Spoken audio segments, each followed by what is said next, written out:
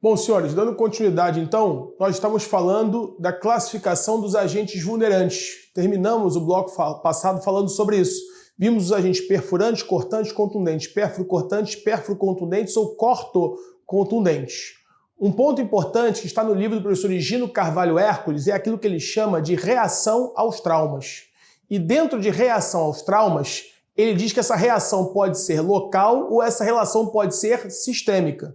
E dentro da relação local, ele usa uma expressão e traz um instituto que é a síndrome compartimental. Então, quando o nosso organismo é atingido por uma energia vulnerante, uma energia externa, e essa energia é transferida para o corpo, como mostrei em blocos passados, nosso organismo ele vai reagir de várias formas diferentes. E segundo este livro, o livro do professor Higino, uma delas é a chamada resposta inflamatória.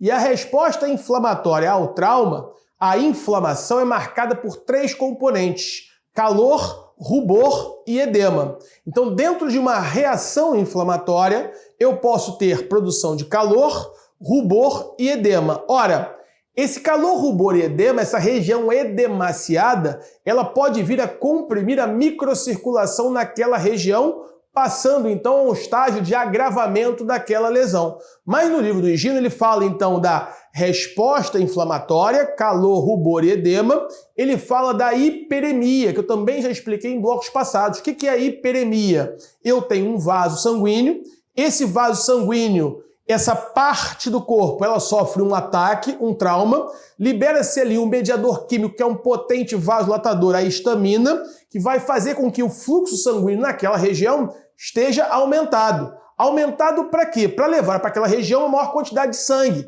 Então a hiperemia, que está no livro do Higino, é o aumento do fluxo de sangue num determinado vaso, em virtude de uma resposta do organismo a uma agressão, que pode ser interna, pode ser externa, se for em virtude, por exemplo, no meu exemplo, de um trauma. Ora, e essa hiperemia vai fazer com que uma quantidade maior de sangue passe por ali. O sangue tem uma parte sólida, composta por eritrócitos, leucócitos e plaquetas. Os leucócitos são as células de defesa.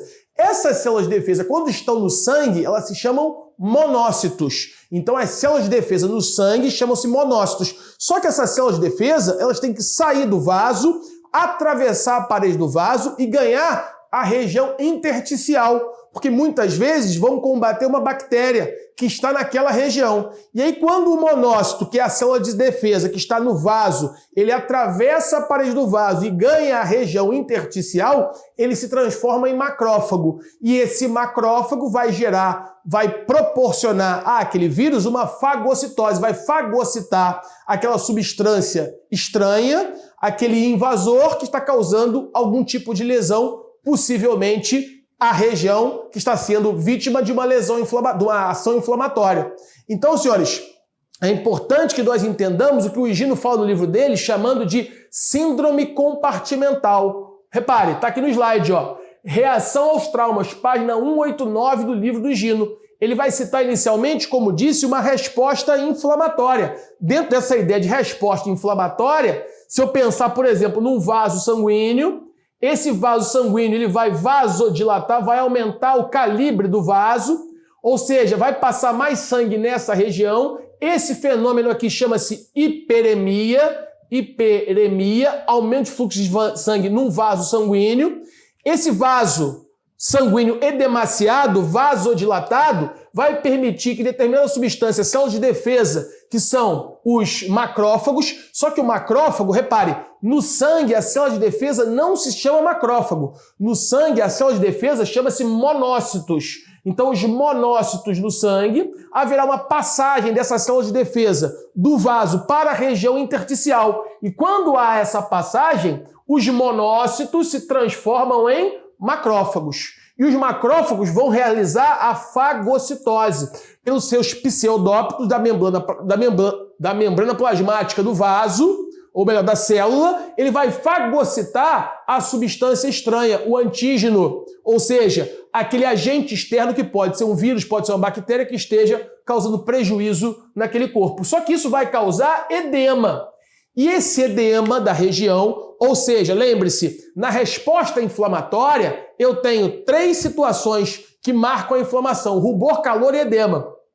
Essa região edemaciada, ela vai comprimir a microcirculação daquela região. Então, se eu edemaciei uma região, isso comprime os vasos sanguíneos, os capilares, na microcirculação daquela região. E essa microcirculação, sendo prejudicada pela região edemaciada, pode agravar aquela lesão. Então, na verdade, eu tive uma resposta inflamatória, que era uma resposta do organismo para debelar aquele agente agressor, só que essa resposta inflamatória acabou agravando aquela lesão. Isso é o que o Higino chama no livro dele de síndrome compartimental. Isso vai, então, prejudicar o mecanismo de defesa, porque se o edema comprime os vasos na microcirculação, eu vou ter um prejuízo no aporte de células de defesa novas para continuar a combater aquele agente externo. E aí, então, eu vou ter um agravamento daquela lesão. Isso é que o Higino chama no livro dele, na página 189,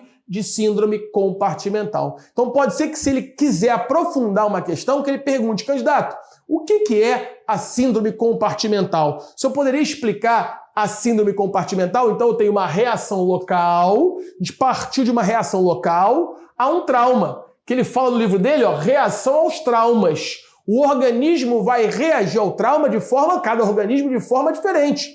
Alguns traumas poderão ser absorvidos e essa energia vulnerante, físico-mecânica, por exemplo, que vai ser transferida para aquele corpo, pode ser dissipada sem alterar o seu estado normal de funcionamento, sem alterar a sua homeostasia e não causar nenhum tipo de lesão, mas em alguns organismos isso pode alterar o estado normal de funcionamento, causando lesão. E ele diz no livro que uma das principais hipóteses em termos de mecanismo de ação é justamente a reação local ao trauma. E dentro de reação local, o mecanismo mais importante é a reação inflamatória. Dentro de reação inflamatória está calor, rubor e edema. Hiperemia, aumento de fluxo de sangue naquele vaso sanguíneo, para levar para aquela região células de defesa. Quais? Os monócitos que estão no sangue. Só que quando os monócitos atravessam a parede vascular, atravessam a parede do vaso, caem no tecido intersticial, se transformam em macrófagos. Aumento de glóbulos brancos na região comprometida. Então tenho resposta circulatória, vasodilatação, monócitos no sangue, passagem intersticial se transformando em macrófagos, o edema gera uma compressão na microcirculação, e essa compressão na microcirculação vai prejudicar o próprio mecanismo de defesa que foi deflagrado como resposta inflamatória, agravando aquela lesão. Nome técnico disso dado pelo professor Higino Carvalho Hércules: síndrome compartimental. Tudo bem? Então cuidado, porque uma questão mais aprofundada, retirada do próprio livro do professor Higino Carvalho Hércules, pode perguntar ao candidato: candidato, o que seria a síndrome compartimental? Explique a síndrome compartimental. Tudo bem? Bom, senhores, principais componentes do líquido extracelular. Ora, eu falei isso nos nossos primeiros blocos, né? Quando eu expliquei o que seria homeostasia. Ora, determinadas condições bioquímicas, biológicas, a partir de determinados íons que estão presentes nas nossas células, nos tecidos, nas células, na região intersticial, dentro da célula, fora da célula. Então eu disse que, por exemplo, o pH, que é o índice que vai medir a quantidade de íons de hidrogênio livre no nosso sangue, precisa estar em torno de 7, o chamado pH neutro, 7,4. Então, uma variação 7,4 de 6,9 a 8, se variar meio ponto, essa variação no pH pode ser mortal. E a gente vai ver nas lesões e morte por asfixia, na asfixiologia forense, uma aula futura ainda, que eu posso ter essa variação no processo asfíxico, né? Ora, no processo asfíxico, eu tenho um aporte de oxigênio que é interrompido por algum tipo de manobra, constricção do pescoço, obstrução das vias aéreas superiores, obstrução das vias aéreas inferiores. Eu posso ter, por exemplo, um problema no alvéolo, com surfactante e o alvéolo colabar. Então eu tenho uma série de situações que podem impedir o aporte desse oxigênio, que está no ano ambiental em 21%, sendo levado para dentro do mitocôndria. Então, se eu impedir que esse oxigênio chegue dentro do mitocôndria para participar da oxidação da molécula de glicose, eu vou gerar um processo asfíxico, que pode ser mecânico, que pode ser físico-mecânico, que pode ser químico. Então a asfixia química, por exemplo, que nós vamos estudar lá na frente. A asfixia química pelo gás cianídrico, pelo cianeto de potássio. O cianeto de potássio, a gente vai ver que ele impede a ligação do hidrogênio com o oxigênio dentro da mitocôndria, formando água e impedindo que a célula passe por um processo de acidose celular.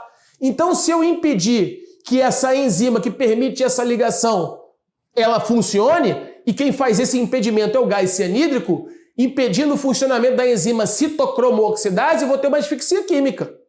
Então, determinados índices, senhores, como por exemplo de pH, podem, caso a alteração seja, ainda que em fração pequena, ocorra esta variação, isso pode ser mortal. Uma delas é a variação de pH. Outra é a hipótese da disfunção do potássio. Então, se o potássio diminuir 1/3 do normal, isso pode gerar paralisia muscular. Então, se o potássio ele tem íntima ligação com a abertura e fechamento dos canais de potássio, de sódio e potássio da membrana celular, que é aquela bicamada fosfolipídica. Então você tem uma variação de potássio de dentro para fora da célula, mudando o potencial de ação da célula, mudando a negatividade da parte interior da membrana, que passa a ficar positiva, fazendo essa variação de voltagem dentro da célula de milivolts, ela passa de 0,90 milivolts para uma voltagem positiva. E essa mudança da voltagem na parte interna da membrana celular vai gerar um potencial de ação que vai abrir os canais de sódio e potássio da membrana. Ou seja, essa abertura, entrada e saída do potássio é um controle hidroeletrolítico, é bioeletrogênese da célula, que pode ser alterada a partir de uma disfunção de potássio.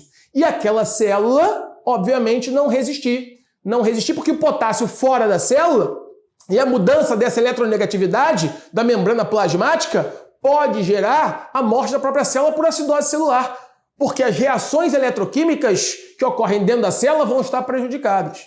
Então, principais componentes do líquido extracelular: homeostasia, aumento da temperatura, outro fator que pode gerar aqui a morte, ou seja, a hipertermia, aumentos de temperaturas acima de determinados graus, 7 graus para cima, pode ser mortal. Então a temperatura hipotalâmica, 36, 36,5 graus Celsius. Se a temperatura vai para a faixa de 42, 43, a vida pode não prosperar, porque determinadas enzimas vão desnaturar e reações químicas que deverão ocorrer não ocorrerão, gerando a morte daquela célula, consequentemente do tecido, consequentemente do órgão, consequentemente do corpo. Então, estou fechando essa nossa aula. Na próxima aula, daremos continuidade ao nosso conteúdo. Aguardo os senhores lá. Um abraço, fiquem com Deus.